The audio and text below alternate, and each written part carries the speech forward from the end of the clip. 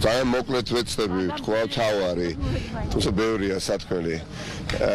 ქართული ოცნება ცდილობს ყველაფერი ის, რაც ჩვენ საზოგადოებაში, ჩვენ სახელმწიფოში ხდება, ყველა ის უმსგავსოება, ყველა ის მანკიერება, ის ზალადობა, ის უკუსლარბილად რო ვთქვათ, ხო?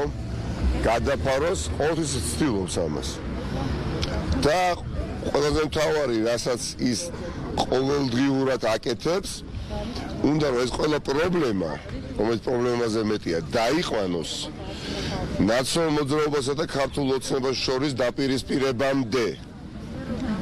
და სინამდვილეში პრობლემა რა არის? სინამდვილეში პრობლემა არის შემდეგი.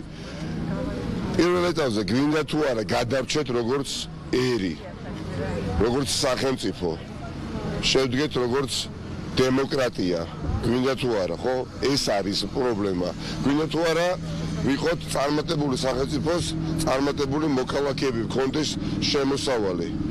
აი ამ ყველაფრის მოსუნდე საზოგადოებაში არის აბსოლუტური უმრავლესობა მოსახლეობისა.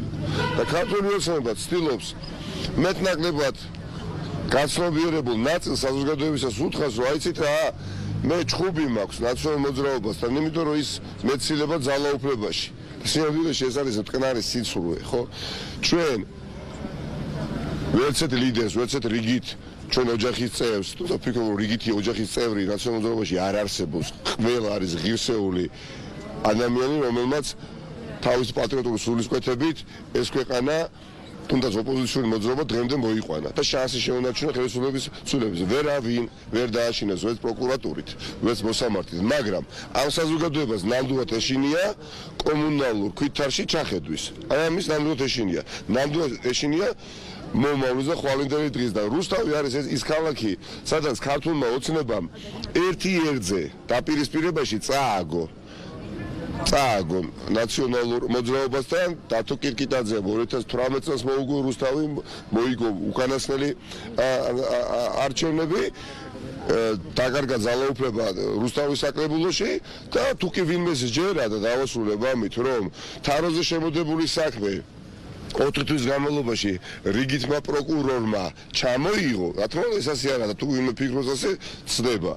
მიიღეს დავალება რუსთავში ვისგან, იმ ადამიანებისგან, ვინც გავს გადაწყვეტილებას იღებს პოლიტიკური მიზანშეწონილობის გათვალისწინებით. მათ დღეს ჩათვალეს, რომ აი აქ ჩვენ ყოფილიყავით შეკრებილი რუსთავის სასამართლოს გუშინ მიხეილ სააკაშვილის სასამართლოს ყოფილიყავით და რას ვაჩვენებთ ჩვენ მომავალ თაობას.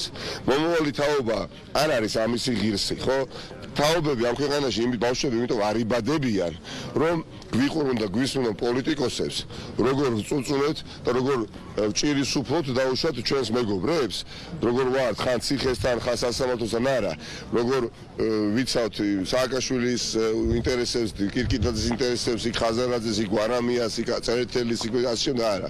საზოგადოებას, ახალგაზრდა თაობას განსაკუთრებით აინტერესებს ვისაუბროთ, როგორი გვინდა წარმოვიდგინოთ და როგორი გვინდა იყოს საქართველოს 2023-ში, 24 წელს, მაგრამ ახერხებს და ეს მოჯადოებული წრე უნდა გავარღვიოთ, საეთერო დრო და სივრცე ქართულმა ოცნებამ გააჯეროს პოლიტიკური მართლმსაჯულებით. თითქოს ამაზე მნიშვნელოვანი არაფერი არ ხდება. ეს მას ძალიან მალე აღარ გამოვა. დიდი მადლობა.